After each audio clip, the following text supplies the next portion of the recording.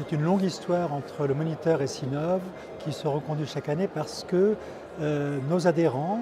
donc des PME de tous horizons sur 13 métiers différents, sur 15 régions géographiques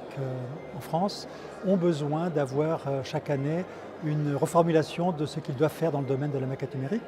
L'IPTIC, notre organisme de formation, s'occupe de prodiguer les formations que chacun attend. Et donc pour Sinov, ça boucle cette idée que le BIM c'est un état d'être, ça n'est pas une qualification, c'est quelque chose que chacun doit maîtriser dans sa façon de travailler, dans sa façon de conduire des projets, qui n'est pas réservé qu'aux grands projets, qui en fait aujourd'hui est une exigence quasiment impérative si l'on veut continuer à travailler dans ce domaine de l'ingénierie et du BTP.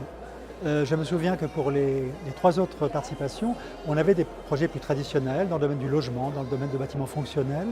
Et là, j'ai vu beaucoup de bâtiments industriels, j'ai vu des bâtiments dans le domaine de l'infrastructure, où on parle beaucoup de système. J'ai vu également des bâtiments privés, et pas que des bâtiments publics. Et je pense qu'il y a une montée en puissance, une montée en régime, qui s'explique par le fait que tout le monde aujourd'hui a besoin de cet outil. Pour autant, il me semble que cette excellence que l'on voit apparaître, qui existait déjà, mais que l'on voit apparaître dans des domaines où on n'attendait peut-être pas forcément les projets,